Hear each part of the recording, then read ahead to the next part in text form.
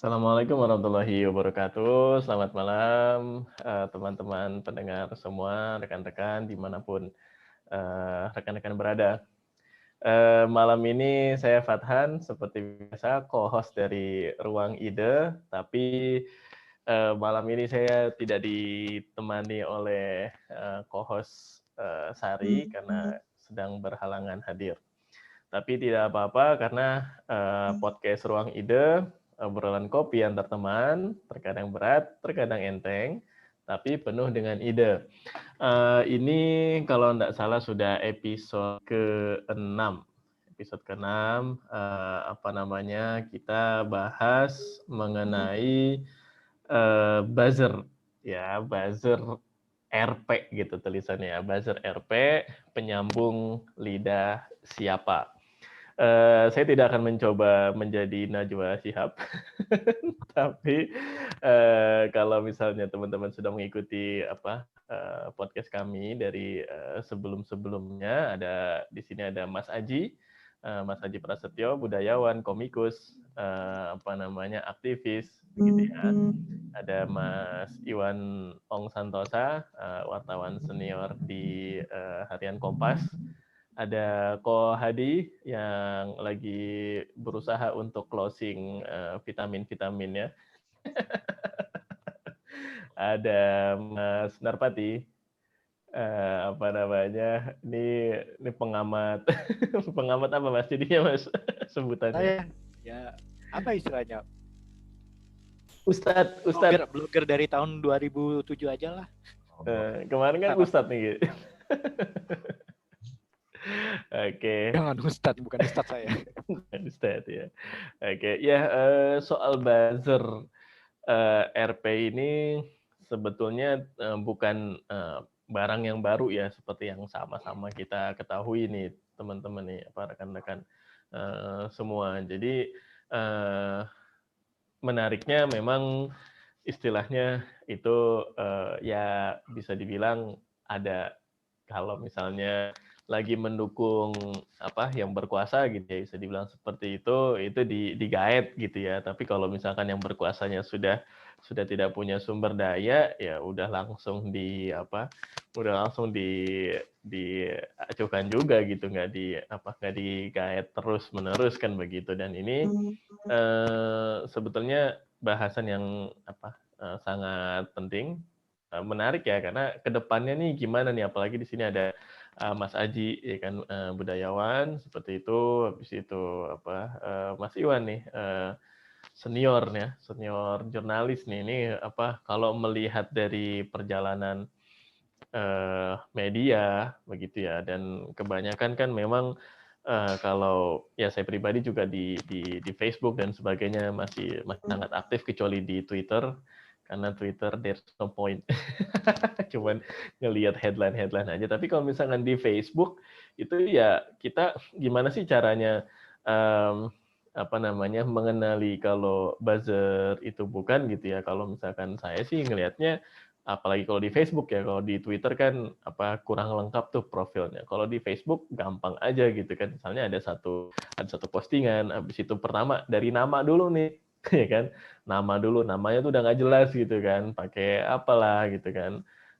Habis itu pas kita klik, ternyata gambarnya gambar-gambar yang galaksi, gambar-gambar apa gitu, spektrum apa gitu kan, rasi bintang nggak jelas gitu kan, atau bisa kita bilang itu ternyata foto artis gitu, atau tentu bukan foto orangnya gitu kan, tidak sesuai nama.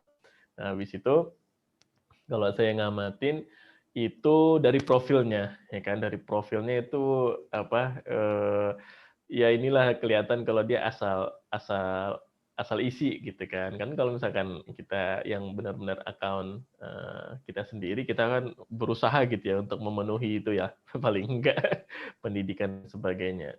Habis itu selanjutnya bisa dilihat friend list-nya tuh sedikit. Kalau saya ngeliatnya gitu, friend list-nya itu sedikit nih. Kalau friend list-nya sedikit berarti kan dia itu punya dia juga. Satu orang bisa pegang puluhan account dan itu sudah biasa. Kalau Bro Ko Hadi gimana nih ngelihatnya nih? Gimana sih mencirikan buzzer itu sebenarnya? Atau kita mulai dari mana? Kita mulai dari definisinya dulu apa gimana enaknya nih? Ya, kalau menurut saya sih buzzer itu kan tujuannya untuk membuat buzz ya, membuat sesuatu atau topik atau berita apa menjadi viral. Nah, eh, sekarang ada istilah namanya buzzer RP, itu berarti buzzer yang memang dibayar gitu, memang profesinya eh, membawa kepentingan yang bayar gitu. Nah, itu topik bahasan kita malam ini itu jadi gimana ya? Karena kita kan semua tinggal di zaman yang semuanya udah medsos ya.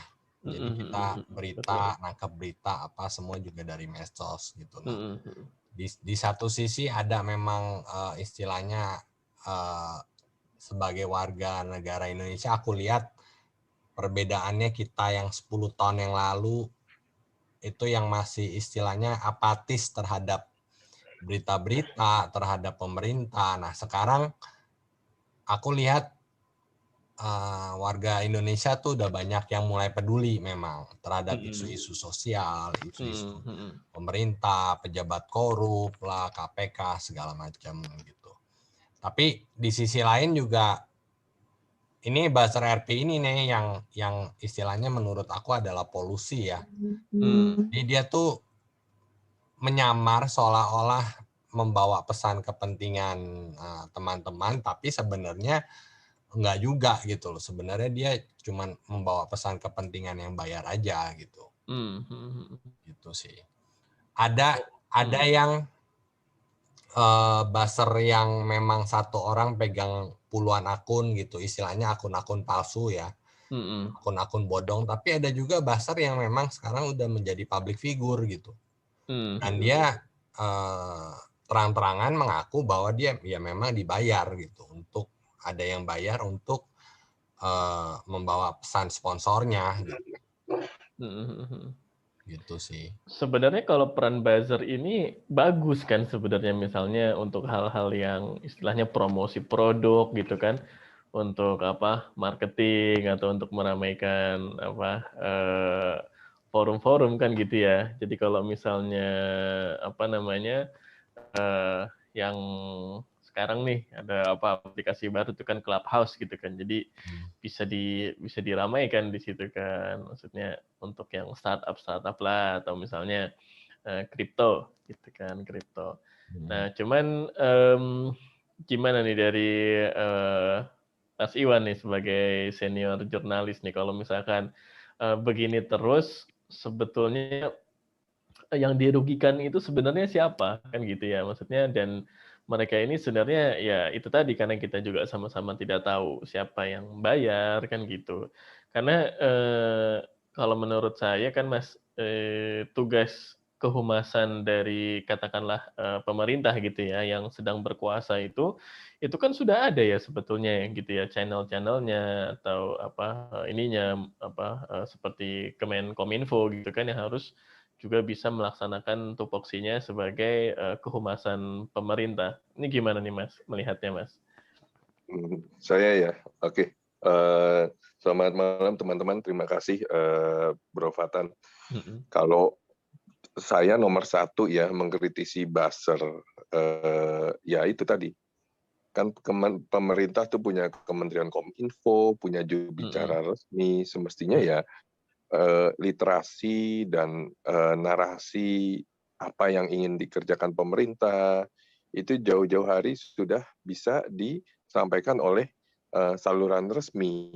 Jadi keberadaan buzzer itu hanya pelengkap kalau buat saya ya. Namanya soalnya buzzer baik di sisi yang membangun narasi positif terhadap penguasa maupun yang mengkritisi penguasa, itu kan kebanyakan basisnya aktivis, teman-teman aktivis, dan mereka bisa saja dalam periode pemerintahan berikut yang berseberangan menjadi di dalam pemerintahan, yang di dalam pemerintahan kemudian menjadi di luar atau malah bersama-sama itu. Nah, dan fenomena buzzer ini sebetulnya kalau saya pribadi lihat ini kan seperti kalau saya kerja di media mainstream. Nah, media mainstream kita mengalami perubahan zaman ketika iklan-iklan sekarang masuk ke sosial media, tidak masuk lagi ke TV, tidak masuk ke radio, tidak masuk ke koran. Nah, demikian juga fenomena buzzer ini adalah era perubahan di mana teman-teman aktivis itu dulu aktif di jalanan, aktif di grassroots, masuk di sini, di situ, networking dari funding dari luar negeri maupun yang berafiliasi ke pemerintah. Nah, ini dulu formatnya beragam ya dalam kegiatan-kegiatan aktivis. Tapi sekarang salah satu format barunya di dunia digital ini ya di dunia buzzer ini. Karena di yang pro maupun yang anti pemerintah, saya lihat ada yang tadi Bro Hadi cerita, ini yang buzzer RP ini ada satu ini mengkritisi ini. Padahal buat saya baik dari sisi yang pemerintah maupun yang oposisi ya harus sama-sama nomor satu persoalan dasar bangsa kita adalah literasi. Bagaimana kita mau punya demokrasi yang dewasa kalau ini maaf kata ya kemarin saya ikut di satu sosmed ini isinya 80-90% pengusaha yang kelasnya asetnya miliaran. UKM ke atas lah ya posisinya. Nah itu ada yang tahu-tahu menyebar video kelihatan di showroom mobil mewah dan orang sebar-sebar duit dan dengan polosnya nanya ada yang kenal nggak ya ini siapa? Ini yang nyebar, yang posting dan anggota grup tersebut bukan orang nggak sekolah loh. Betul. Dia nama pasti dan rata-rata anak-anaknya kuliah di luar negeri. Itu padahal saya begitu lihat aja saya langsung curiga ini Myanmar karena apa? Videonya wajahnya mirip Indonesia tapi laki-lakinya pakai sarung longyi. Nah pakai longyi, showroomnya mobil mewah, setirnya setir kanan tapi posisi jalannya kayak di Filipina atau di Amerika, nyetirnya di sebelah kanan, setirnya kanan, jalannya kanan. Saya langsung cek. Terus saya bilang, saya rasa itu di Indochina. Loh, Pak Iwan tahu dari mana? Ini yang posting orang kaya dan orang biasa keluar negeri loh. Saya bilang, Pak, itu pakai longyi, Pak. Saya lihat itu kelihatannya longyi. Longyi itu sarung Myanmar. Kedua, ya uangnya saya lihat antara uang Kamboja, uang Vietnam atau uang Myanmar. Tapi begitu saya lihat mobilnya setir kanan dan nyetirnya kayak di Amerika, oh ya itu Myanmar. Maksudnya cara berpikir cerdas, berliterasi. Bagaimana orang awam mau punya literasi tinggi di Indonesia, ketika saya juga ikut beberapa grup WA grup wartawan, ya ternyata literasinya rendah juga, bro. Kan gawat gitu. Buat saya, kritis harus. Gitu. Menjelaskan ke masyarakat juga harus. Karena ya, persoalan mendasar kita ya literasi. Literasi bermasyarakat, literasi berbangsa. Dan kalau saya bilang, kalau dari sisi tanda kutip yang dianggap influencer yang buat saya cukup jernih kalau mendudukkan persoalan, ya yang saya sering ikutin, sorry saya nyebut nama ya, saya nyebut Babo. Nah karena saya lihat beliau ini memang praktisi bisnis, jadi ngerti, oh di Hong Kong begini, di Cina begini, di Jepang begini, oh ya kalau peraturan keuangan begini, jadi makronya paham, mikronya paham, jadi ada beberapa hal yang langkah pemerintah dikritisi pun ada. Gitu. Jadi saya lihat, nah ya kita butuh yang kayak begini, termasuk juga di kedua sisi, karena yang kita pikirkan masyarakat kita seluruhan. Misalnya tadi kembali Bro Fatan bilang Kemenkominfo, saya dalam hati bilang loh, kalau dibilang oh ini di jajaran Kemenkominfo banyak yang bersikap oposisi loh, ya si pemimpinnya kan bisa cari staf yang bisa diajak kerja kan. Masa kantor segitu besar nggak bisa ngelola, oke, misalnya yang sulit diajak kerja sama kan bisa non-job. Itu kan biasa di pemerintahan, dan itu dalam sistem demokrasi manapun ya biasa. Kalau memang nggak bisa kerja sama ya udah Anda staf biasa aja, carilah yang bisa kerja. Toh ini kan siapapun presidennya, negara kita harus jalan gitu. Itu kalau saya melihatnya di situ. Ya mungkin sementara dari saya itu dulu deh, biar kita bergulir. Terima kasih. Gimana nih Mas Narpati ini? Jadi melihatnya apa ya, akar masalahnya di mana sih dengan fenomena buzzer ini kan? Ketika zaman dulu gitu ya, maksudnya dulu tuh ya 10 tahun yang lalu gitu kan, itu belum ada kan, belum dikenal kan. Belum sih, buzzer itu relatif baru sih. Kalau dulu tuh kan kita sendiri-sendiri tuh berpendapat, ada yang pihak kubu kiri, kubu kanan, itu biasa. Tapi kemudian kan mungkin karena abis itu ada perkembangan bahwa dulu tuh kan akses internet itu harus dari komputer. Iya. Kita baru bisa debat setelah di warnet atau di lab kantor atau di itu, dan nggak punya semua akses seperti itu. Iya, betul. Baru setelah Android itu beredar, terus banyak ponsel-ponsel cerdas, tiba-tiba semua bisa mengakses internet dengan mudah. Dan tidak semua itu siap dengan literasi. Kalau dulu yang biasa mengakses internet itu biasanya aku udah terlatih Google mencari informasi ini. Dan dulu tuh kita udah, apa istilahnya, 15 tahun lalu, ad hominem itu nggak bakal dipercaya. Nggak cukup gitu. Misalnya ini debat agama, kita maaf aja saya pakai contoh debat agama nih. Ada si fulan yang kita sudah tahu bahwa dia tuh ateis, anti-Islam. Dia bilang Islam itu hukumnya potong tangannya kejam, bahkan dilindas mobil, dia kasih foto.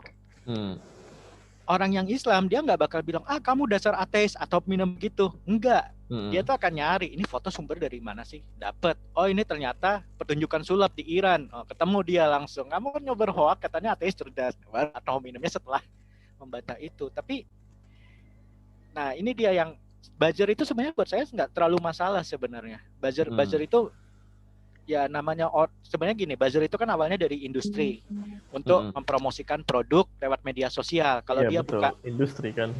Awalnya dari industri. Kalau misalnya dia bikin halaman khusus, yang ujung itu dikit. Betul.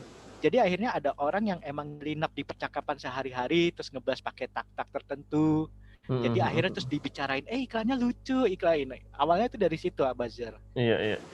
Kemudian akhirnya dimasukkan ke bagaimana untuk kampanye politik. Tadinya tuh cuma program kampanye paling nyerang lawan. Waktu itu belum masalah pemerintah. Kalau pemerintah waktu itu SBY, semua benci SBY waktu itu. Tapi belum anti pro itu belum bermain. Nah, sekarang aku rasa sih waktu sampai 2015 2016 tuh nggak terlalu kentara juga sih. Udah ada buzzer, tapi apa istilahnya? Kamu sebenarnya yang bikin masalah tuh ad hominemnya sih. Sekarang tuh seringkali akhirnya setiap kali ada yang kritis, tiba-tiba dia langsung dicap ad hominem dan percakapan berhenti begitu saja. Tiba-tiba tuh nyebar semua. Misalnya kita demo undang-undang cipta kerja deh. Misalnya contoh, langsung dicap tuh sebagai kadrun. Nah, sekarang kan kampret udah jarang digunakan kan sekarang. Contoh paling gampang tuh kadrun deh. Kampret itu karena identik pada Prabowo gitu. Prabowo masuk kabinet udah selesai. Lagi pula kampret itu cuma yang pro Prabowo, kenyataannya yang mau diserang adalah di luar Prabowo juga. Para SJW. Nah, itu kan biasa di situ kan. Akhirnya label kadrun itu karena kita tahu sendiri lah intinya bahwa mereka yang pengen dia tuh ada tersirat bahwa dia tuh anti NKRI, anti Bhinneka. Jadi udah kamu kalau udah dicap kadrun itu udah kayak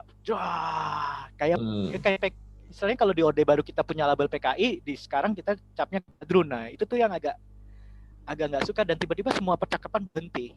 Betul. Itu yang saya agak bikin kesel gitu. Dan itu jadi faktor pertama yang tidak saya suka tuh masalah ad hominem. Yang kedua adalah buzzer itu kadang punya, jadi kan gini, kan udah ada humas ya sebenarnya. Betul. Tapi buzzer itu kayak bergerak sendiri dengan materi seadanya yang bahkan tidak menguasai masalah. Iya, betul. Contoh undang-undang cipta kerja lagi, saya merasakan materinya kayak seakan-akan ya, saya nggak tahu ini siapa yang pertama kali bikin, tapi materinya kayaknya kecil. Bahwa pemerintah dan DPR sudah terbuka. Udah di situ aja. Habis itu ya udah mereka sebarkan, bisa dibaca di situs DPR, bisa dibaca di ini. Saya tuh sampai ngeritik teman saya. Udah baca belum materi yang di DPR? Itu justru materi yang diprotes. Padahal di situ tuh udah ada perubahan dan yang diketuk itu nggak ada. Coba yang diketuk yang disebarin, mungkin nggak akan seramai ini. Udah baca belum itu? Dan kenyataannya ada revisi-revisi kemudian kan membuktikan. Saya termasuk yang ngikutin loh. Jadi buzzer itu sebenarnya nggak menguasai masalah, tapi kadang-kadang langsung. Atau yang lebih buruk lagi, kadang mereka itu bisa berlawanan dengan niat pemerintah. Jadi saya lupa buzzer siapa ya, tapi pernah ada yang, jadi kan pemerintah pengen supaya Papua bagian dari Indonesia. Betul. Pernah ada salah satu yang bikin materi, saya lupa, tapi nyebar sempat di lini masa Facebook, bahwa yang Vanuatu itu dibiayai oleh Cina. Bahannya dari koran SCMP sih. Padahal kalau kita baca SCMP-nya sebenarnya adalah Vanuatu berani bereaksi karena sekarang tidak tergantung pada Amerika dan apa. Jadi dia bisa dapat bantuan dari manapun. Makanya mereka berani keras. Intinya di situ. Tapi begitu di tangan ini beredarnya adalah Vanuatu itu dibiayai oleh Cina supaya Papua lepas. Nah, padahal kita tahu sendiri, kita kan lagi pengen narik investasi dari Cina, kan lebih keterlaluan lagi tuh.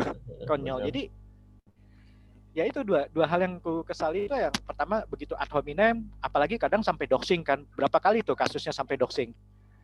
Sampai nama putrinya siapa, nama apa, terus topik berhenti. Atau kalau enggak yang kedua, buzzernya sendiri enggak paham masalahnya, tiba-tiba rame lalu main cap label di situ. Itu yang kesal sih itu. Kalau dua itu selesai, ya aku rasa habis itu kita nggak terlalu masalah dengan buzzer sebenarnya sih. Ya, sepakat. Itulah kenapa disayangkan kenapa pemerintah Indonesia mengandalkan, kayaknya kali ini tuh begitu mengandalkan buzzer ya. Karena buzzer itu yang dilihat kan dari followernya. Betul. Padahal belum tentu dia menguasai topik yang dibahas gitu. Kita bicara sekarang lagi pandemi, bicara vaksin, bicara virus. Dia belum tentu menguasai, bukan bidangnya gitu loh.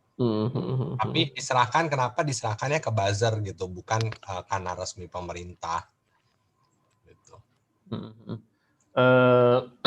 Kemarin gue baru ngelihat Netflix ya, News of the World. Tadi udah lihat Tom Hanks.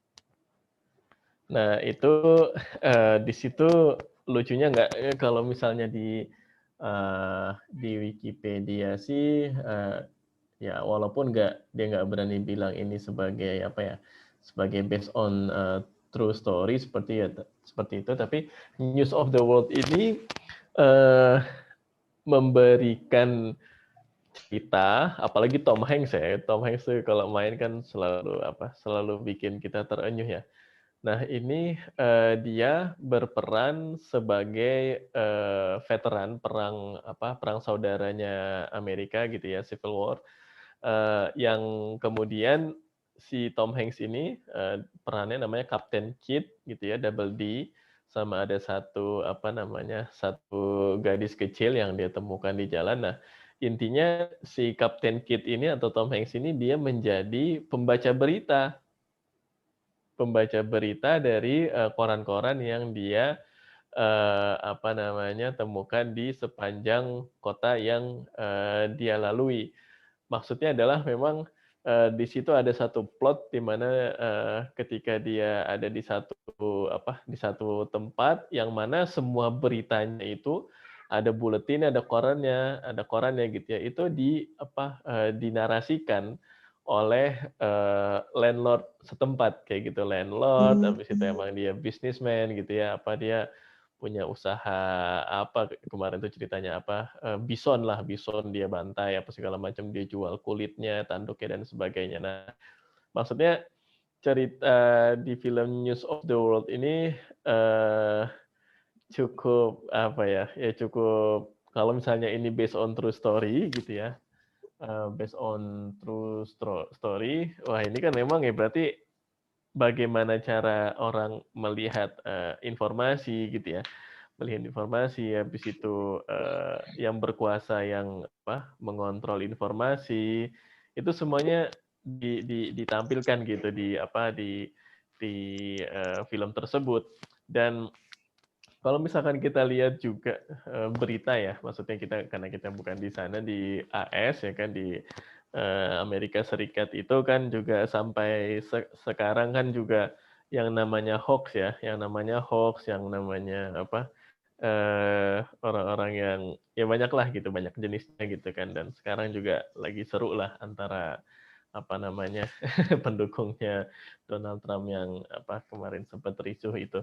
Nah, Mas Aji gimana nih penerawangan gitu ya, penerawangan apa kalau misalkan dari film News of the World itu memang dia sudah mendeskripsikan bahwa apa bias informasi gitu ya atau hal yang terjadi mengenai informasi dan konsumsi informasi ini sudah terjadi sejak perang saudara Amerika itu Indonesia 1870 itu masih apa gitu kan, berarti kan memang butuh waktu ya apa untuk tadi kalau Mas Iwan apa di awal bilangnya literasi informasi, literasi bermasyarakat, literasi digital.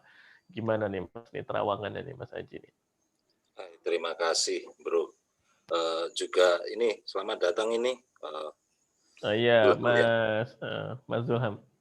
Tapi dia pakai akun lain nih. Oke. Menarik sekali apa yang disampaikan oleh Bro Hadi juga Om Iwan yang akhirnya ya juga Narpati juga yang mungkin akan kutambahi juga ini ya, bahwa sepertinya fenomena buzzer ini adalah fenomena yang tidak bisa dihindari di alam sosial media, ya kan? Dimana kalau dulu itu media itu kan sedikit gitu, yang punya juga kalangan tertentu, misal pemerintah punya media, terus nanti kalangan apa punya media. Bikin media itu juga mahal. Bisa dibayangin kalau kita mau bikin koran gitu aja, berapa itu habisnya, mulai dari perizinan, mulai dari segala macam, ongkos produksi. Begitu nanti kalau ada masalah, terus kena beredel pemerintah, rugi bandar gitu.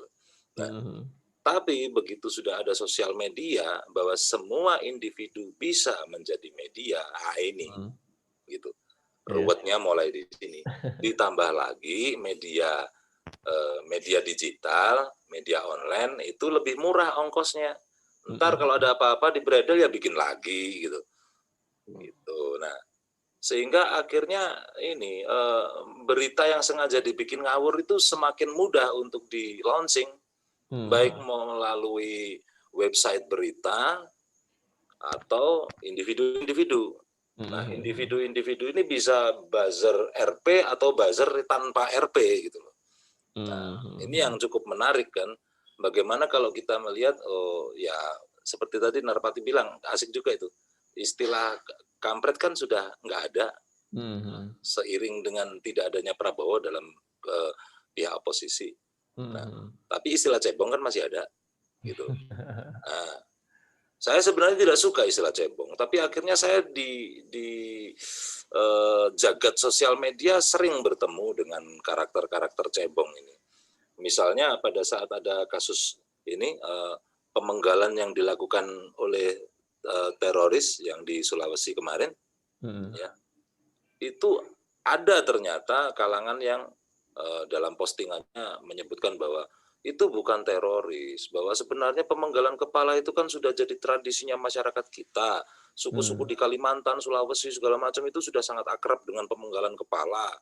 Mereka kadang-kadang memakainya untuk meningkatkan level segini atau ritual gini.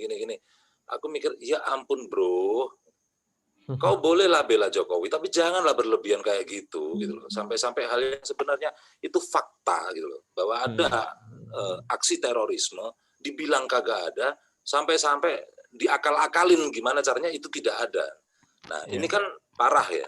Nah, dan pelakunya saya lihat, kok saya curiga ini buzzer yang tanpa RP, ini cuma mereka yang, ya itu, Jokowi garis keras yang sudah nggak pakai ini, nggak pakai nalar, maaf gitu.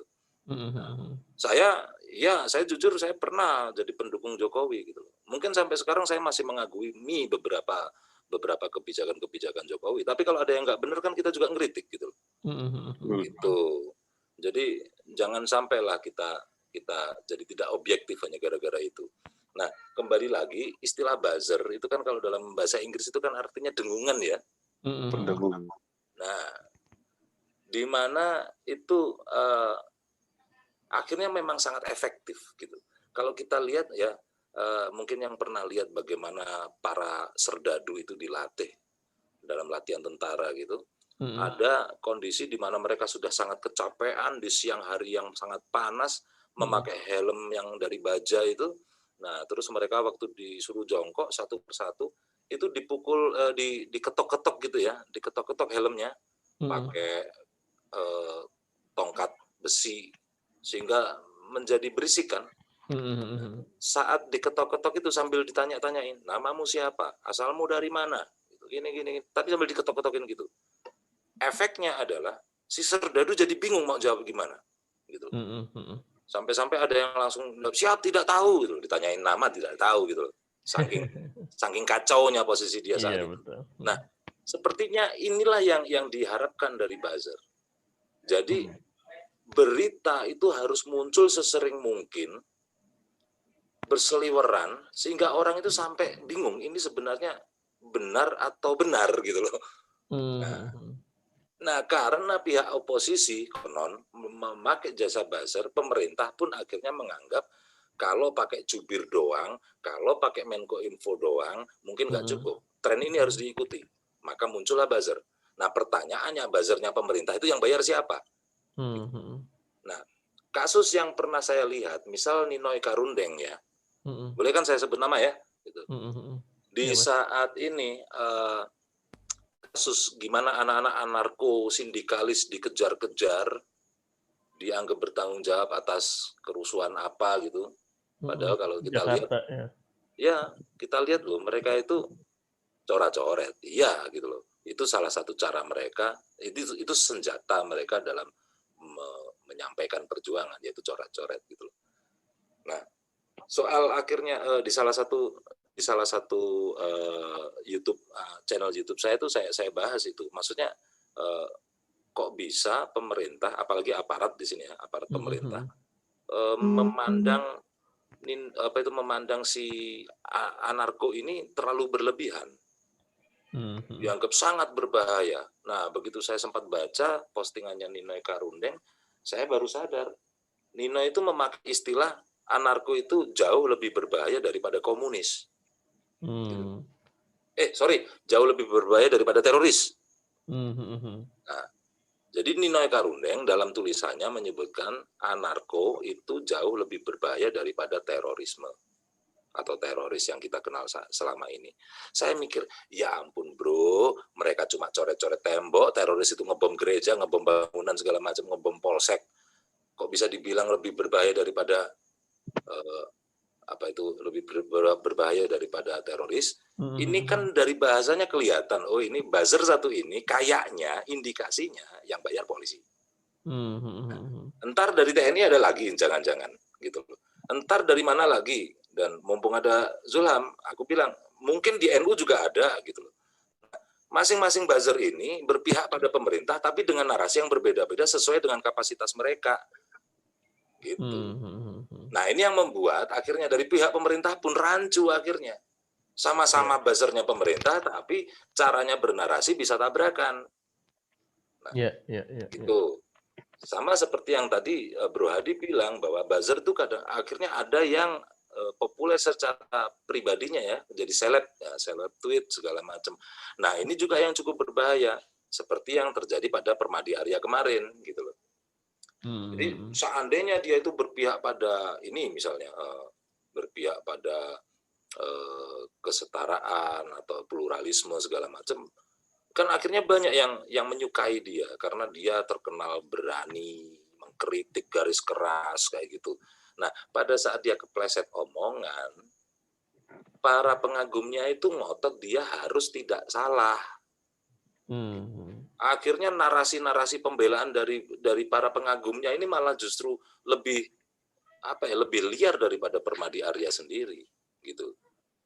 Nah, suatu kali saya itu kan pernah itu ya pada saat baca berita kok GP Ansor Jawa Timur itu memberikan gelar Banser kehormatan kepada Ustadz Yusuf Mansur.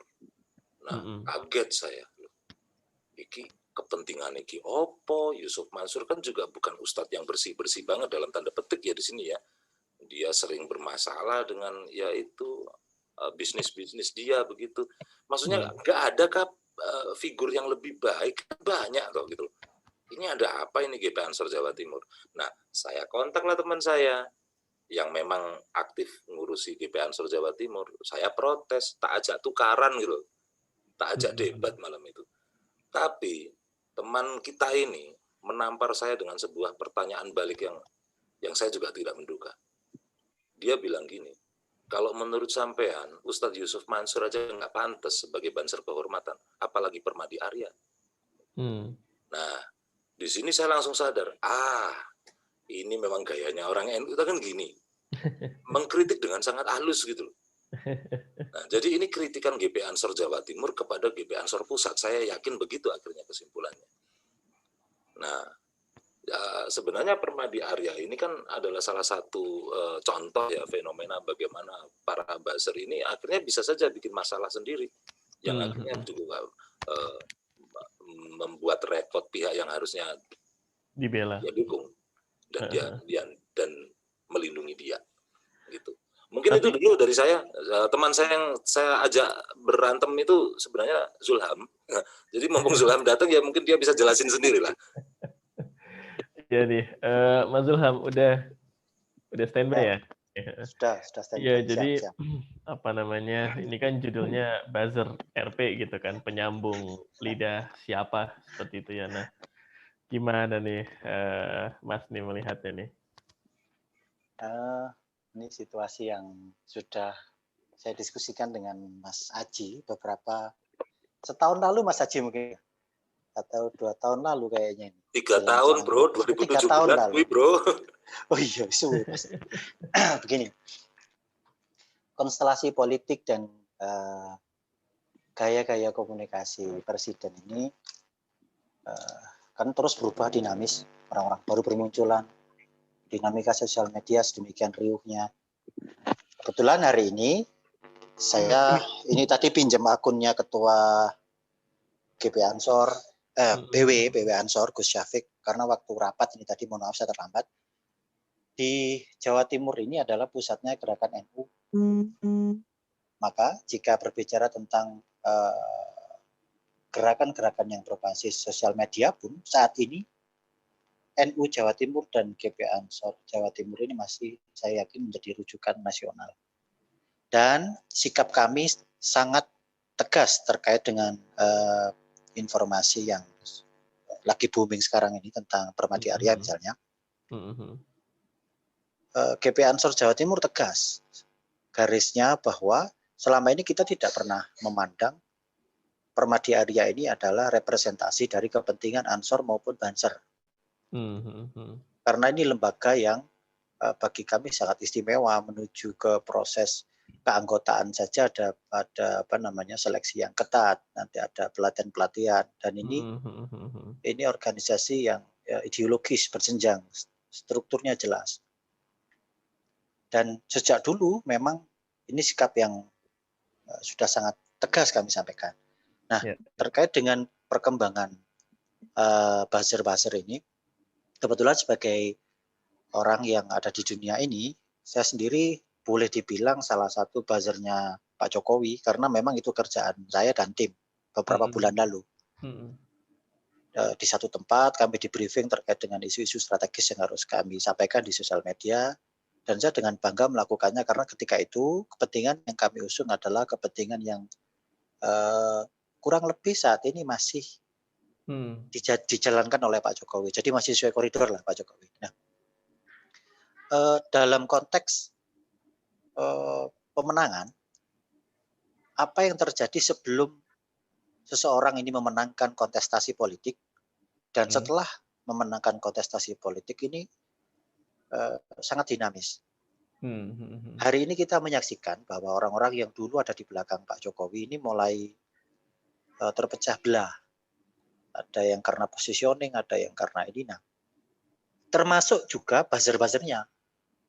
Atau istana lebih suka disebut influencer yang kemarin kita baca bersama anggarannya disiapkan 90 miliar sekian. Nah, oke lah, mereka mau pakai istilah influencer atau buzzer. Yang pasti dalam konteks lapangan, ini orang-orang yang dipakai istana saat ini warnanya itu sudah tidak lagi warna pemenangan kemarin, Mas. Karena beragam nih, campur aduk. Dan dalam konteks kebijakan, teman-teman yang mengelola kebijakan strategi media di lingkungan istana ini kehendaknya adalah memoderasi semua kepentingan yang selama ini sudah membantu Pak Jokowi pemenangan maupun orang-orang yang berada berseberangan. Nah, ini problemnya. Sikap-sikap itulah kemudian yang memunculkan apa yang disebut Mas Aji tadi, buzzer garis keras tadi, sehingga orang ketika bersikap, berstatement salah, itu tetap dihitung benar. Nah, ini masalah. Betul. Ya, Mas. Secara strategi politik yang dilakukan Pak Jokowi ini unik, dan beliau berhak melakukannya karena beliau presiden, orang nomor 1 di Indonesia. Tetapi di praktek lapangannya, saya sendiri yang pernah ada di tim pemenangan sesuai SK, dan saya adalah tim pemenangan resmi, saya tidak merasa nyaman dengan orang-orang yang akhir-akhir ini sering mendengungkan informasi mengatasnamakan kepentingan RI1 maupun kepanjangan tangan dari presiden. Tidak nyaman karena apa? Karena cara-cara mereka ini sudah melampaui nalar politik yang awam. Ya, betul. Artinya, sikap-sikap pembenaran, sikap-sikap yang membentuk opini, ini dilakukan dengan segala cara. Seakan-akan kondisi negara ini sangat membutuhkan statement-statement yang seperti itu. Padahal kan sebenarnya tidak perlu lah. Spesifik terkait dengan Permadi Arya misalnya. Mas Abu Janda ini, saya sampai sekarang tidak pernah merasa Mas Permadi Arya ini adalah bagian dari gerakan strategis dari NU. Ansor lah, jangan NU yang dibawa. Ansor saja cukup. Betul. Karena apapun bentuknya, identitas Banser maupun Ansor ini bisa dibeli di mana aja. Mau beli jaket Banser di atribut di pasar Senen aja banyak. Di Shopee aja banyak. Iya, betul. Nah, tetapi untuk berbicara mengatasnamakan organisasi, nah ini yang bagi kami belum tepat. Apalagi banyak statementnya yang kami nilai tidak mencerminkan sikap-sikap seorang kader NU yang selama ini dikenal sangat bersepakat dengan toleransi dan menjunjung tinggi perbedaan. Betul. Di internal NU sendiri bergolak. Karena Permadi ini dianggap adalah bagian dari kepanjangan tangan orang-orang yang mempunyai proksi. Jadi memang sengaja ditaruh di NU untuk kemudian menjadi motor gerakan yang sebenarnya ada kepentingan lain. Dan berbicara konteks seorang buzzer atau orang yang menjadi diehard lah dalam konteks kepentingan. Harusnya dia paham peta politik. Dia harus tahu bagaimana sikap-sikapnya ketika berhadapan dengan situasi tertentu, karena dia mengatasnamakan diri sebagai bagian dari organisasi seperti Ansor dan Banser. Tapi ini kan enggak, ini kan agak kacau. Banyak yang kemudian perlu digarisbawahi sikap-sikapnya. Nah, di satu sisi banyak orang-orang di sekeliling Pak Jokowi ini yang merupakan warisan dari kader-kadernya Gus Dur. Dan mereka ini pun tumbuh sedemikian rupa sehingga saat ini peran mereka di dalam konteks pemenangan, di dalam konteks membantu Pak Jokowi ini tidak seperti dulu lagi. Jadi kadang-kadang mereka juga punya kepentingan lain-lain.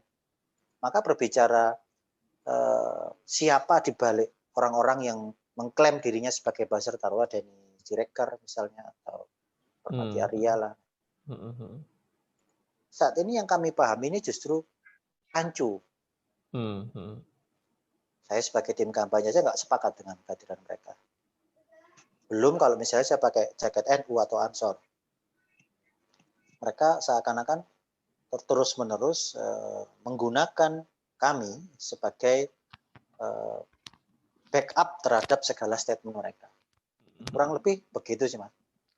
Pandangan saya. Free rider, Mas, ya istilahnya itu kan ya. Ya, jadi free rider politik, padahal ya kalaulah memang ya Bang Denny Siregar gitu kan, Mas Abu Janda, Mas Ade Armando dan sebagainya, itu kalau misalnya memang punya istilahnya punya tembakan politik gitu ya, yang dia memang pengen berkuasa kan seperti itu.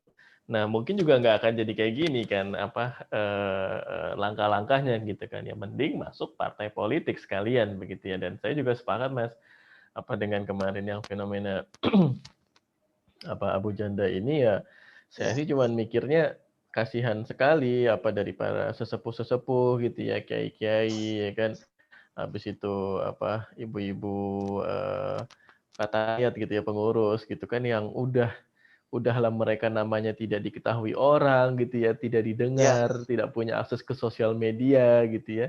Tapi ketika ada si Abu Janda ini yang mengklaim kalau dia bagian dari GP Ansor atau NU, waduh, saya ini orang, nggak mikirnya tuh nggak sampai ke orang-orang yang sudah istilahnya tuh berkeringat gitu ya, berkeringat darah dan air mata gitulah ibaratnya untuk membangun organisasi kan gitu kan. Dia gampang aja gitu, free rider gitu, tinggal beli baju online, seragam online, foto gitu kan. Nah, Mas Iwan ini gimana maksudnya kalau begini terus nih, end game-nya seperti apa nih? Nunggu Mas Iwan pensiun mungkin juga masih akan seperti ini nih kira-kira kondisinya. Jadi apakah sebenarnya ya kita kalau kita tembaknya nanti ya, karena ini kan ya bisa dibilang katalisnya kan mungkin kemarin gitu ya, ketika kontestasi Pilpres gitu ya. Nah, nanti 2024 apakah ini akan berulang, dan sebenarnya ya untuk mendisclaimer ya kan, apakah perlu itu Mas mendisclaimer free riders ini Mas, kalau untuk yang nanti akan berkuasa gitu ya? Kalau saya ya gini, kalau saya kan juga banyak mengkaji soal sejarah. Kalau lihat sejarah negara kita, 45, peristiwa 52, dekret presiden, 65, 71, 78, ke 98 ke sekarang. Ya kalau saya lihat ya dulu ini aktivis, kemudian aktivis masuk jadi oposisi, atau aktivis kemudian masuk di pemerintahan ataupun jadi oposisi, ataupun aktivis abu-abu di luar tapi dia pengaruh, dia bisa jadi ronin buat penguasa, bisa juga jadi ronin buat siapa yang mau hire dia, termasuk juga ya maaf ya, kalau bicara salah satu lembaga intelijen terbesar di dunia barat yang berpengaruh di Indonesia itu, mantan direkturnya tuh dulu di Jakarta pun sebagai direktur LSM. Nah, pola-pola seperti inilah, kepentingan global dan landscape sosial politik Indonesia dari dulu dan sekarang, pola patron klien, pola aktivis ini di sini, di sana, di tengah-tengah. Nah, hari ini kan bentuknya, covernya adalah salah satu manifestasinya adalah sebagai buzzer, pendengung, atau orang yang memberikan influence, baik di sisi penguasa maupun di sisi berseberangan, maupun maaf ya, kalau lihat anak-anak gerakan, saya kadang japrian sama teman-teman juga, saya jelaskan, ya kadang si ini jadi gun for hire, jadi kadang malah kelihatannya di masyarakat melihat posisi berseberangan, tetapi di belakang layar mereka tuh sebetulnya saling berbagi isu. Saya teriak ini, kamu yang ngegedorin, atau kamu yang mulai, saya yang hantam. Ya persis kalau di liputan media, kalau kita liputan dunia infotainment, ya kadang ya kalau artisnya lagi sepi dibikin isu hamil nggak jelas siapa bapaknya. Nah itu sampai kayak begitu. Nah buat saya ya kembali ke isu dasar buat saya, mau berbangsa bernegara maupun siapa presidennya, nomor satu ya literasi dong. Kita hari ini dituntut negara-negara maju menuntut Indonesia dan negara berkembang untuk bisa memenuhi standar-standar HAM universal yang dicapai oleh negara-negara maju itu sekian ratus tahun dengan cara yang berdarah-darah. Dengan kondisi tingkat pendidikan sosial ekonomi mereka yang sekarang jauh lebih mapan berpuluh-puluh kali dari Indonesia dan negara berkembang. Ini kan akan semakin jauh panggang dari api kalau soal literasinya sendiri sama sekali tidak disentuh. Itu. Jadi kalau ini misalnya ada isu-isu yang mungkin di bawah itu kontroversial, yaitu tugas pemerintah harus bisa menjelaskan narasinya, menampung aspirasi di bawah, dan juga menjelaskan the greater good-nya apa untuk masyarakat dan negara. Itu yang saya lihat. Ya ini akan tetap ke depan. Ya dengan zaman digital itu tadi saya bilang bagaimana media juga mulai tergerus. Tapi harapannya suatu hari masyarakat akan mulai bisa memilah. Ya kalau mau dapat informasi yang kredibel, ya gunakanlah media yang kredibel. Kalau sosmed kan nggak ada yang bisa diapa-apakan, nggak ada yang bisa dituntut. Betul. Berita sosmed itu. Kalau saya nulis, ya dengan penuh tanggung jawab. Dampaknya saya pikir, dan kemudian juga ya dari sisi legalnya, perdata pidananya kan juga ada bisa berdampak ke saya sebagai individu.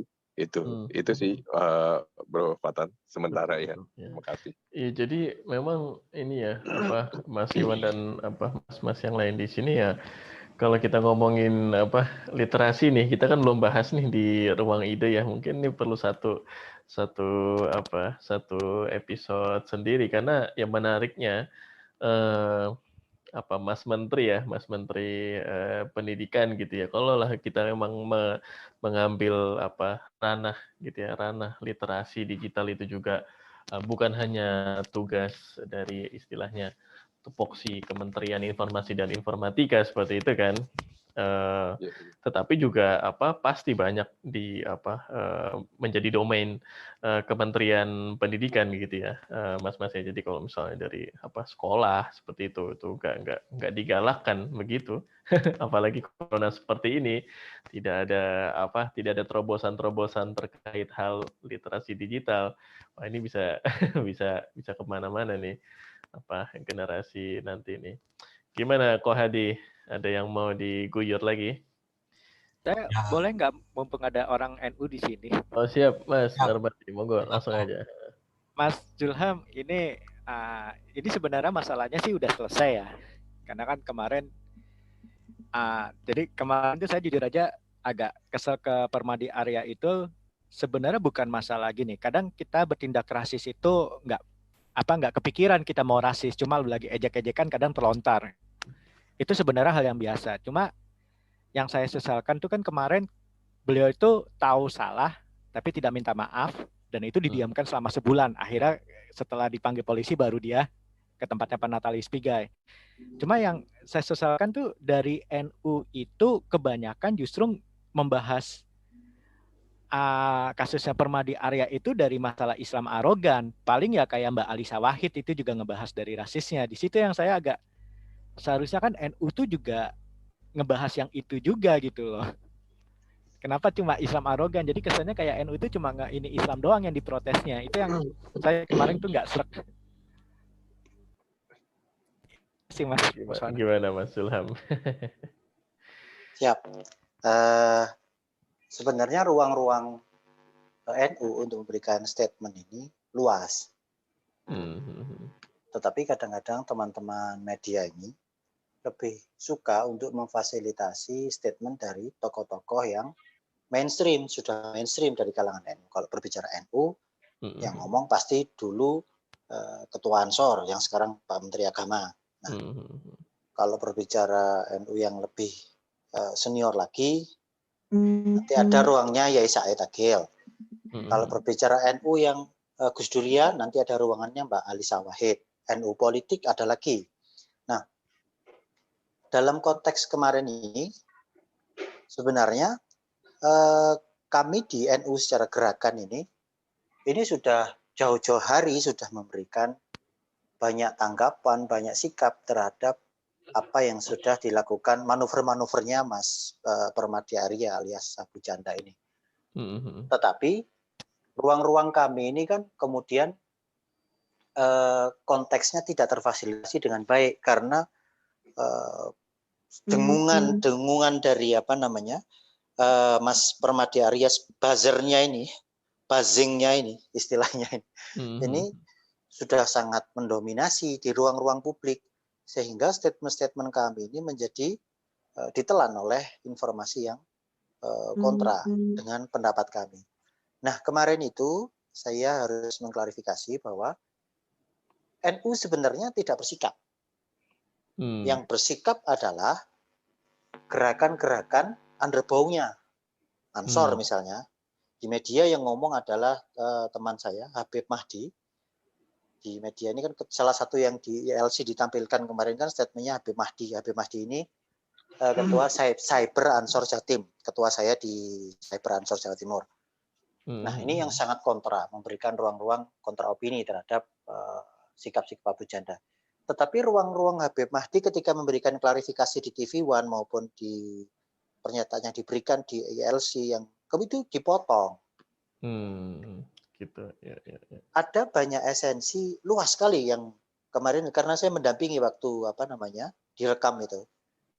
Banyak sekali ruang-ruang yang sayang seharusnya bisa tersampaikan, tetapi kemudian kutipan-kutipan yang beredar baik dalam bentuk video maupun audio ini terpotong.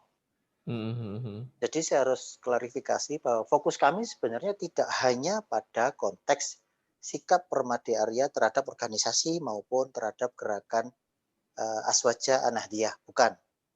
Tapi utuh, kami memandangnya utuh. Nah, sayangnya dalam konteks penyampaian narasi secara media, ini mungkin karena emosional atau bagaimana, kawan-kawan ini terlalu panjang narasinya terlalu banyak unek-uneknya sehingga ruang kami untuk memberikan statement ini hilang.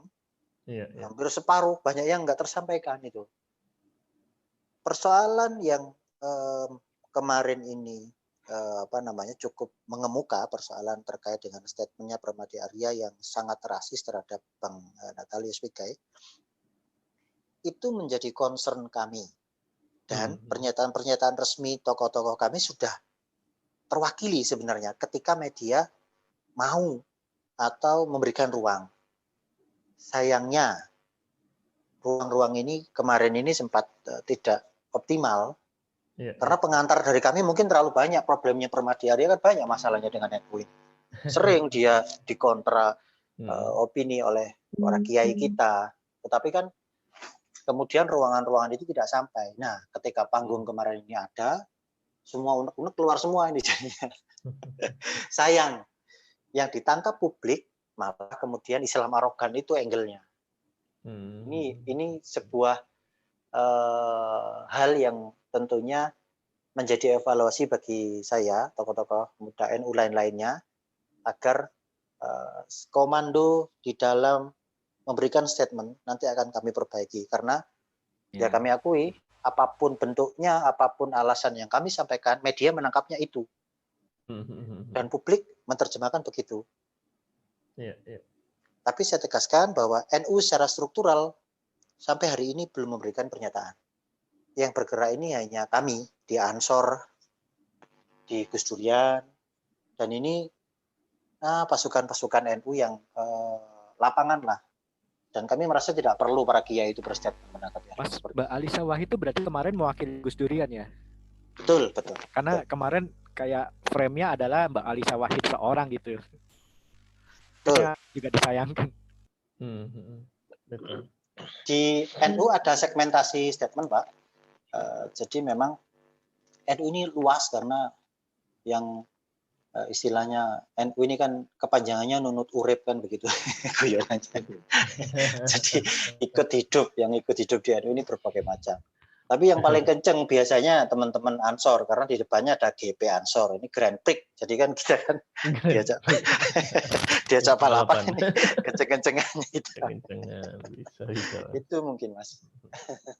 Iya, jadi apa? Mas Aji ya, maksudnya ini kan literasi juga kemana-mana kan, dalam artian yang sampai kasus baru yang orang ngeletekin KTP elektroniknya sendiri lah gitu kan, itu kan kelihatan sekali kan bahwa literasi mengenai hal-hal yang sebenarnya sudah dekat di kita gitu kan, tapi karena kurang pemahaman gitu ya. Nah ini sebagai closing mungkin ini sudah lumayan nih. Kira-kira gimana nih Mas? Apa literasi itu? Iya. Sebenarnya kita kan sudah mulai masuk di zamannya post-truth. Di mana orang itu menginginkan kebenaran yang dia inginkan, bukan kebenaran sejati. Gitu. Nah, jadi suatu kali itu pernah seorang sejarawan, Profesor Peter Carey itu pernah menasehati saya gitu, meskipun cuma sekedar komikus ya, tapi karena beliau melihat saya itu sering membahas tentang sejarah, tentang apa gitu, beliau mengatakan begini, tugas kita adalah menemukan kebenaran meskipun belum tentu menyenangkan hati kita. Dan ternyata itu kalimat yang cukup berat untuk dilaksanakan gitu. Nah, karena apalagi sekarang orang memanfaatkan itu tadi post-truth, bukan kebenaran sejati, tapi kebenaran yang ingin didengarkan saja. Nah ini dimainkan akhirnya, gitu loh, dimainkan oleh para buzzer. Terus bagaimana sebenarnya yang tidak kalah garang itu adalah pendukung buzzer, gitu. Seperti misalnya ya kita tahu kemarin yang masalah Permadi Arya itu aja contohnya ya. Dia ngomong rasis tentang sudah kelarkah berevolusi gitu. Nah, tapi bagaimana para pembelanya Permadi Arya berusaha membela lu, itu yang dimaksud berevolusi itu bukan tapi otaknya gitu loh, tapi pemikirannya gini-gini. Wah, keren kan? Maksudnya sekelas buzzer itu punya juru bicara segini banyak gitu loh. Untuk membela dia gitu. Nah, jadi sebenarnya ini sudah mulai ke ranah bagaimana komunikasi kita, media komunikasi itu sudah mulai semakin ruwet, sehingga kalau dulu kan orang ngomong, kalau kamu nggak tahu itu googling dong, kan istilahnya begitu kan, googling dong, cari di Google, di browser. Tapi untuk orang yang sudah mulai harusnya memahami dunia sekarang, Google itu pun rimba gitu loh, hutan rimba. Nggak semua yang ada di dalamnya itu bisa dimakan, juga ada racun juga di situ. Sehingga masyarakat yang siap untuk berada di zaman digital itu harusnya mampu memandang hal itu. Masalahnya kan masyarakat kita tidak seperti itu saat ini. Baru lihat screenshot berita, baca judulnya, udah mulai debat gitu loh. Tidak disertakan linknya, jadi nggak baca gitu loh. Nah ini dimanfaatkan kan sama media. Gitu. Nah selama seperti itu masyarakat kita, maka para buzzer ini sangat mudah untuk mendengung melulu. Sehari nggak tahu bikin berapa postingan gitu, untuk memenuhi alat bersosial kita yang bernama HP ini gitu kan. Buka dikit di sosial media, misalnya di Facebook atau di Twitter atau di apa gitu, bunyinya begitu. Buka WhatsApp, di grup WhatsApp orang-orang nyebarin begini kayak gitu. Nah, contoh paling gampang aja begini, teman-teman mungkin pernah melihat fenomena WhatsApp grup alumni sekolah kayak atau apa kayak gitu, mulai tidak nyaman gara-gara menyebarnya ini jarkom atau kopasan pesan yang berisi dakwah-dakwah begitu. Nah ini kan mulai tren kayak gitu. Supaya terlihat soleh, ya sering-seringlah posting atau ngechat berbau dakwah gitu. Padahal belum tentu dia baca juga karena saking panjangnya. Nah, kalau kita mau telateni membaca, kita tahu kok itu dari kalangan mana gitu. Dari bahasanya udah kelihatan.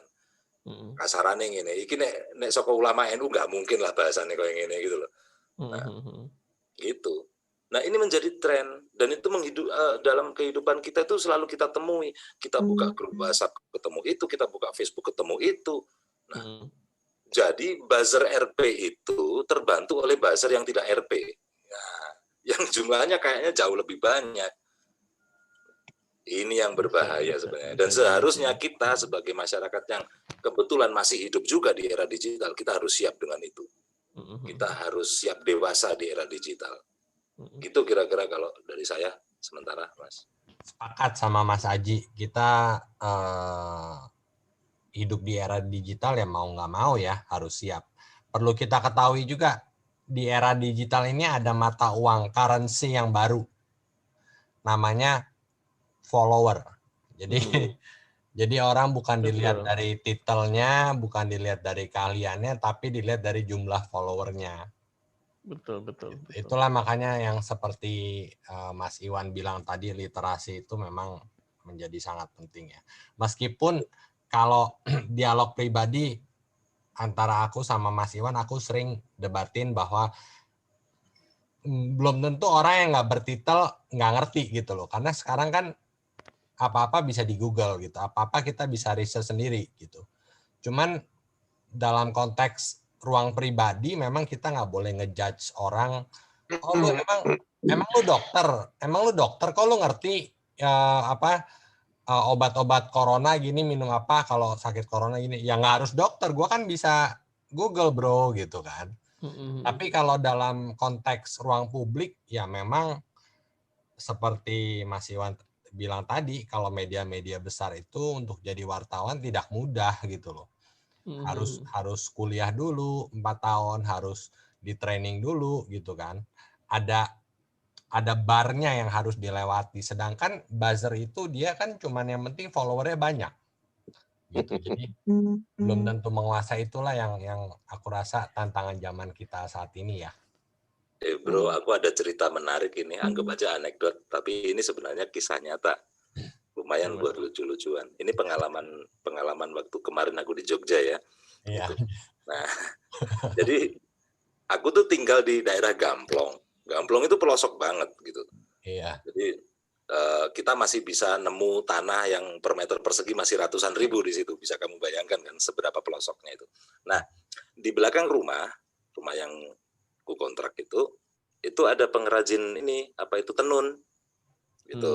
Kan memang sentra tenun ya di Gamplong itu. Orangnya sudah tua banget, perempuan. Kemungkinan ya umur 80 lebih ya gitu. Nah, suatu kali temanku wartawan, mantan wartawan itu waktu datang ke sana itu iseng mewawancarai Simbah itu. Mbah, pirsa Covid mboten? Tahu Covid enggak? Simbah tanya, sinten?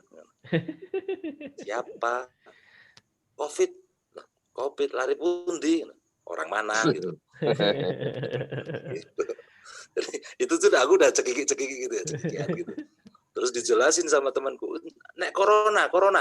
Oh, corona nggih, kertos kula. Wah, asik, lega kan kita ya. Oh, tahu tentang corona. Nah, menurut pendapat Simbah apa itu corona? Ya corona itu ya kayak zamannya dulu itu, PKI dulu itu. Ya suka cari orang terus membunuhin orang gitu, makanya sebaiknya nggak keluar, nanti kalau ketemu corona kita dibunuh kayak zaman PKI. Nah, di sini kan Simbah ini nggak pegang Facebook, nggak pegang sosmed ya. Dia taunya cuma gitu, terus akhirnya ya menurut kita dia itu salah info, ya kan? Menurut kita. Tapi akhirnya dia selamat kan kalau gitu ya. Justru karena dia salah info tapi membuat dia selamat gitu, gara-gara tidak terlalu banyak info. Nanti kalau dia dikasih info lebih banyak dia nanti bingung gitu. Lebih baik memang gitu aja infonya gitu, dia selamat. Ya itu tadi lah. Intinya kan tetap di rumah aja Mas ya gitu ya. Iya. Jadi tapi saya biasa juga gitu sih, di grup WA kan corona ini kan banyak informasi kan. Biasanya saya cuma sederhana begini aja, kalau ada obat tradisional, cek deh bahannya. Kalau nggak ada bahannya, nggak usah dibeli. Karena berarti dia nggak berani jujur. Kesisanya ya udahlah. Tapi emang Mas Iwan, kalau misalkan ngelihat kemarin yang di Amerika ya, di AS itu justru ini kan kita ngomongin bubble informasi dan sebagainya ini ya, dan penguasa. Justru kalau di AS itu penguasanya itu ya IT giants ya.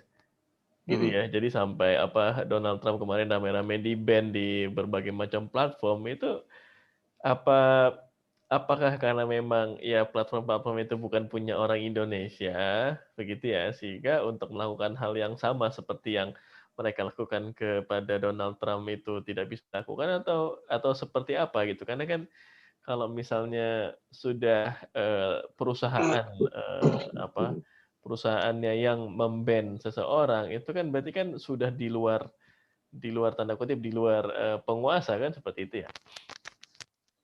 Ya kalau lagi-lagi ya kalau bicara sistem ekonomi pasar bebas ya platform sosmed yang digunakan itu kan juga milik entitas usaha. Itu kan hak si perusahaan private tersebut. Kalau dilihat ya kira-kira lebih banyak bakal merugikan kepentingan bisnis dia, termasuk juga dalam ya bisnis kan ada hitungan kalkulasi dengan perkembangan politik juga. Ya daripada tetap memfasilitasi sesuatu yang bakal bikin merugikan bisnisnya, ya why not, harus di stop. Tapi kalau saya pribadi lihat dari cara apa yang terjadi itu bukan masalah isu civil liberty. Kalau yang kasus Trump ya kalau ya kasusnya ya damage control. Kalau orang ini akan lebih banyak merusak nilai-nilai prinsip dasar konstitusinya Amerika, ya memang sikat aja. Kalau ya kalau sisi Amerika ya, tapi kalau di sisi lainnya itu tadi kita tuh ya tadi saya bilang dari tahun 50 peristiwa Oktober 52 kembali ke konstitusi UUD terus 65 segala macam ya di belakang layarnya kan, makanya ya kadang kalau saya posting di grup kadang mungkin agak cynical ya, karena gatel, karena di belakang layarnya saya ngerti ini tuh apa dan siapa, di belakangnya dia siapa, kira-kira networknya kemana dan arahnya kemana gitu. Cuma ya menjengkelkan gitu. Apalagi kalau di periode berikut kemungkinan besar dia masuk ke dalam, nanti juga akan budak dengan teman-temannya, cuma saling ganti-gantian aja gitu. Tapi yang tujuan utamanya bagaimana masyarakat kita bisa dewasa, bermasyarakat, misalnya kayak ya literasinya itu lagi. Kalau kita literasi tentang bagaimana kemanusiaan, kesetaraan, menghargai sesama, mau mendengar hal-hal dasar itu kita nggak dapat, tapi kita pengen melangkah ke arah demokrasi yang serba bebas ya gawat gitu loh. Sementara tujuan bernegara kan welfare ya, kesejahteraan buat semua gitu. Itu terima kasih. Ada freedom tapi nggak ada liberty ya seperti kita inilah gitu kan. Ya mau liberty mau freedom nggak ada welfare ya percuma juga. Itu jadi juga ya, balik lagi ke situ kan Mas. Ya buat saya memang ya kalau ya sorry ya, mungkin ya Singapura masih mending lah, ada welfare ya walaupun agak nggak bisa bebas-bebas banget, tapi ya perut ada. Tapi kalau ya cuma mau ngejar bebasnya aja tapi welfare-nya enggak ya nggak tercapai tujuan bernegara juga sih. Itu. Oke, Mas Narpati atau Mas Zulham kira-kira closing-nya. Ini sebuah quotes yang keren tadi dari Mas Iwan terkait dengan tujuan bernegara yang terkait dengan welfare state theory tadi. Artinya kalau saya lebih menyimpulkan bahwa kami menanti sikap-sikap yang strategis dari pemerintah sih sebenarnya. Karena ini kan tekanan sudah banyak terkait dengan bagaimana dengungan informasi yang sudah sedemikian luar biasa ini. Betul. Saya sih menanti sikap yang lebih taktis lah dari pemerintah, karena kalau ini dibiarkan terus-menerus, bagaimanapun juga ini sudah era post-truth, maka informasi sudah saling berseliweran. Di satu sisi saya dengan kawan-kawan di AMSI, kebetulan saya juga wakil sekretaris Asosiasi Media Cyber Indonesia. AMSI ini anggotanya Pemret dan pemimpin redaksi semua media mainstream di Indonesia. Ada kompas.com juga Mas Iwan di sana. Ada banyak lah. Kita berdiri 3 tahun lalu di Jakarta. Di AMSI kami punya komitmen yang sangat, saya kira sangat strategis terkait dengan apa yang kita diskusikan hari ini. kami membuat cek fakta, berkolaborasi dengan Mavindo dan lain-lain dalam rangka memberikan perimbangan informasi terkait dengan banyaknya hoax, dan saat ini malah informasi yang memang didirect untuk salah, tetapi kemudian menjadi benar dengan sendirinya. Ini kan unik. Iya, betul. Kami berencana untuk memberikan pernyataan secara organisasi. Mungkin dalam minggu-minggu ini saya kasih bocoran karena kami baru rapat tadi sore. Insya Allah akan ada gerakan dari kami kepada pemerintah, dalam hari ini Bapak Presiden mungkin, agar bagaimana ada formulasi khusus dari pemerintah supaya informasi-informasi yang sekiranya bisa mengganggu stabilitas ini memiliki upaya filter. Nah, upaya ini rumusannya harus jelas, spesifik, tetapi tidak mengurangi kebebasan berpendapat. Dan insya Allah, kalau saya sih berharap, saya yakin Indonesia dengan tingginya akses informasi, kalau baca data saat ini kan cukup ngeri gitu ini. Jumlah pengguna handphone aja lebih besar daripada jumlah warga negara kita. Warga negara kita 274 juta, tetapi pengguna handphonenya 345 juta, 125% dari populasi. Pengguna sosmed 170 juta, Anda bayangkan. Luar biasa. Dan ini milenial semua generasinya. Jadi ada banyak masukan teknis yang kami berharap di masa mendatang ini akan ada langkah yang lebih taktis lah, yang enggak ngambang kayak gini, karena kalau dibiarkan ya lumayan juga warga-warga yang pendidikannya masih rendah ini bisa terbawa ke sana kemari. Kalau saya mungkin begitu Mas Fathan, Mas Iwan, Mas Haji. Terima kasih. Monggo Mas Marpati. Ya, kalau saya sih saya sepakat sebenarnya, walaupun mungkin saya agak beda pendapat dengan Mas Iwan ya, tapi satu hal saya sepakat, salah satu problemnya tuh ya karena kita rendah literasi sih. Dan saya kan sempat di awal depan tuh celakanya para buzzer sendiri itu juga sering tidak mengerti apa yang mereka bicarakan, bahkan kadang-kadang akhirnya jadi kontra dengan tujuan pemerintah. Jadi ya benar, kita harus tingkatkan literasi. Nah, tentu saja itu termasuk para buzzernya juga. Jadi kita ya saya nggak masalah dengan buzzer, cuma agak kualitas gitu. Jangan langsung akhirnya jadi ya itulah. Jadi ya emang literasi sih problem. Ya itu saja sih Mas. Ya berarti emang literasi ini kita nanti agendakan ya, mas-mas sekalian. Dan ya kalau bisa mungkin nanti lebih diversifikasi. Ya ini karena co-host saya tidak hadir pada malam ini, sehingga di sini kita all men seperti itu. Oke, ada yang terakhir atau mau kita sudahi dulu? Ini sudah 1 jam 10 menitan lebih nih untuk sesi buzzer RP penyambung lidah siapa ini, dan apa namanya, kira-kira masih ada? Sudah? Saya rasa udah cukup ya. Udah cukup ya, Bro ya. Oke. Terima kasih kepada teman-teman semua, rekan-rekan yang sudah mendengarkan podcast Ruang Ide. Ini sudah episode ke-6.